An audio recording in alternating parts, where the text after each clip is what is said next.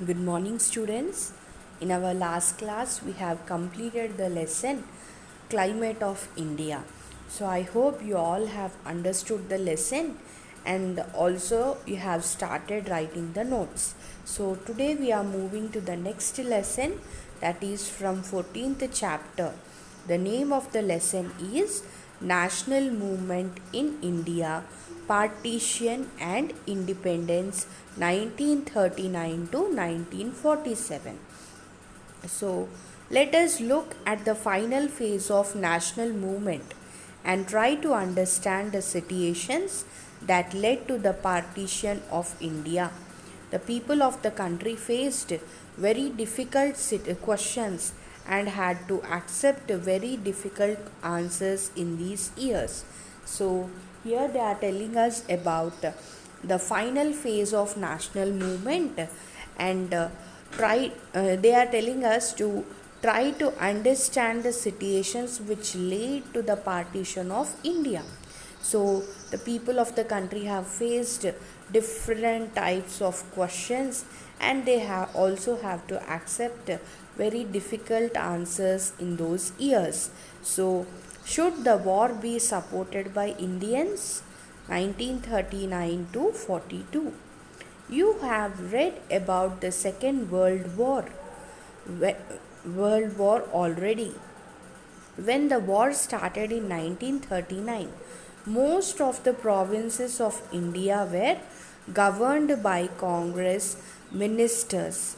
The British government had agreed to give the Indians the right to rule themselves to some extent. The British Parliament passed the Government of India Act in 1935. According to this, provinces could hold elections and winning parties could form governments. However, the right to vote was given to a small section of the population. Only about 12% of provincial assemblies and about 1% for the Central Assembly. When elections were held in the assemblies for the 11 provinces of British India in 1937, Congress won in most provinces. 8 out of 11 provinces had a Congress Prime Minister working under the supervision of a British governor. So we also have means we have read about the Second World War already in our last lesson.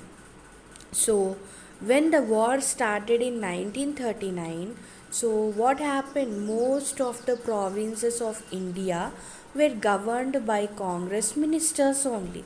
So the British government had agreed to give the Indians the right to rule themselves only to some extent, not completely, but only some part, means to some extent they can rule themselves. So the British Parliament passed the Government of India Act in 1935. When in 1935 the British Parliament has passed the Government of India Act. So according to that, provinces could hold elections and winning parties could form governments. So, however, the right to vote was given to a small section of assemblies, which is about only 1% for the Central Assembly. So, when elections were held in the assemblies of the 11 provinces of British India in 1937, Congress won in most provinces. So even here in our in our present life also, so we also have elections and the party which gets more votes from that party only, they will select a senior most leader and they will elect him as a chief minister, isn't it? So even here also, out of 11 provinces, they have who? Congress party has won 8 out of 11. They has won 8 provinces and had a Congress prime minister. So, working under the but this prime minister will work under the supervision of a British governor. So, the World War was going on. Congress leaders were now facing a difficult situation. Should they help the British in fighting the war against Germany, Japan, Italy, and other Axis forces? Britain had decided that India will participate in the war without even asking them. There were reasons both for and against supporting the war. So, what happened here as the World War was going on? So, the Congress leaders were facing so many difficult situations. Means they are confused whether to help the British in fighting the war with against these Japan, Germany, Italy, and other Axis forces. So they are confused whether to help or not. But British, without asking the Indian people, British has decided that India will participate in the war without even asking them. So there were reasons both for and against supporting the war. So the Congress was divided on this issue. Most Congress leaders were opposed to Hitler, Mussolini, and the ideology of fascism. So they wanted to fight against the fascist drive to conquer other sovereign nations. The Congress expected that the British would see their double standards in the expectation that India should support them in fighting the fascists but not giving India full freedom. So the British realized this, but at the same time, it was hard for them to accept that they will really have to dismantle the empire they had built. There were different political parties in Britain at the time of the war. Britain had an all party government headed by Prime Minister Winston Churchill of the Conservative Party. The Conservatives wanted to maintain the empire for a long as possible. In comparison to the Conservatives, the Labour Party was more willing to help Indians get their freedom. So the Congress was divided on this issue. What is the issue? Whether to help British in fighting against Germany, Japan, Italy, and other Axis forces in the war. So, taking that issue, Congress has divided, and most Congress leaders were opposed to Hitler, Mussolini, and the ideology of fascism. They were against to that.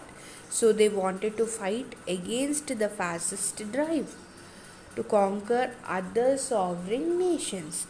So the Congress expected that the British would see their double standards in the expectation that India should support them in fighting the fascists but not giving India full freedom. So the British realized what at the same time it was hard for them to accept that they will really have to dismantle the empire that they have built. And there were different political parties in Britain. So at the time of war, Britain had an all party government headed by Prime Minister. Who was he? Winston Churchill was the Prime Minister, and he was the Prime Minister of the Conservative Party. So the Conservatives wanted to maintain the empire for as long as possible. So in comparison to the Conservatives, the Labour Party was more willing to help Indians get their freedom. The British were willing to give the status of dominion to India under the British Crown soon after the war. But the Congress wanted a promise of complete freedom for India. The Congress also demanded that an immediate national government should be set up at the center. The British objected to this by saying that they have to also protect the interests of several other communities in India. They meant that Congress did not represent all Indians like Muslims. They also implied that Congress may be ignoring the interests of many Indians. So the British were required to protect these interests. So the British were willing to give the status of dominion to India under the British crown after the war. But the Congress want the but this Congress want to promise a complete freedom for India. So the Congress also, what did Congress do? Along with asking the complete freedom to India, it was also demanding that an immediate national government should be set up at the center. So for that the British has objected to this by saying that they have to only protect the interests of several other communities in India. So they meant that Congress did not represent all Indians like Muslims. So they also implied that Congress may be ignoring the interests of many Indians. So for that British were required to protect these interests. So the interests which the Congress will not look after, that then British has to look after the other interests of the people. So the government had got special wartime powers to maintain law and order to be able to focus on winning the war. Anyone who opposed the government could be jailed immediately and kept in prison for a long time without going to court. People were not given the freedom of speech through 1940 and 1941. The Congress organized a series of individual satyagrahas to pressurize the British to promise freedom once the war had ended. No major mass protest was launched at this time. So what is happened here? What is happening here? The government had got special wartime powers to maintain law and order to be able to focus on winning the war. So anyone who opposes the government, they would be jailed immediately and kept in prison for a long time without going to court. Generally, if anyone is um, if anyone is jailed immediately, we will take them to the court. But here, without presenting them to the court, they were jailed for a long time. So people were not given the freedom of speech. In that, during that time, people were not given freedom of speech. Through 1940 and 1941, the Congress organized a series of individual satyagrahas to pressurize the British, means to promise freedom once the war has completed. So no major mass protest was launched at that time. So the Congress was upset that the British refused to promise freedom to India and decided to walk out of the provincial governments.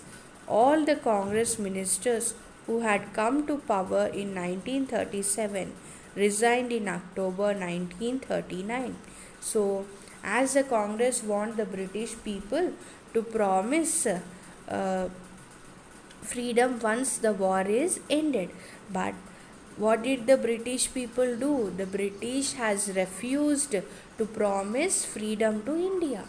So everyone has decided to walk out of the provincial governments. So all the Congress ministers who had come to power in 1937, they all resigned in October 1939.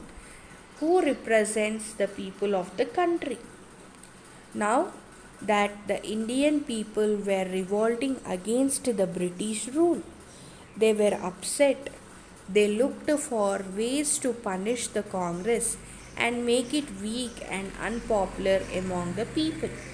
The British started questioning the right of the Congress to represent the people of the country.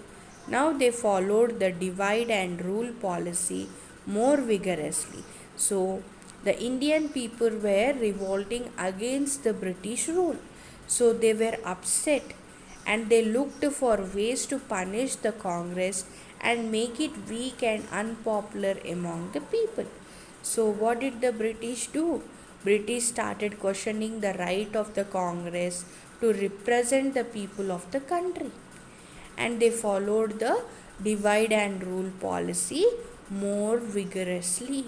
So, to achieve this, the British government supported and encouraged the plans of the Muslim League and gave little importance to the Congress.